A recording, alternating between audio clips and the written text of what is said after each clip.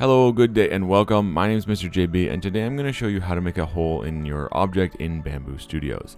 Now to start we have our object selected and then I'm going to right click and go to add a negative part. I'm just going to end up picking a cylinder and it's going to ask you, click OK, and just drag it to where you end up wanting it. Now if I wanted this to be a different size or I needed to modify this at all, you can just with your object selected go to scale and just kind of stretch it out, do whatever it is you need to do, or if you needed specific dimensions, make sure that you throw it up here in the top. From here you want to select the move option and you want to grab the blue for our vertical axis. You want this to be dragged into your object. That's really important that it breaks through the floor. If it doesn't always work, so it's important that you do. From here we just click our slice plate. It takes its moment to do its thing, then it should come back showing me it with its hole now in place, and then it's closed up all of those seams on the edge. Now with that, that's all this tutorial is. Really quick, really straightforward.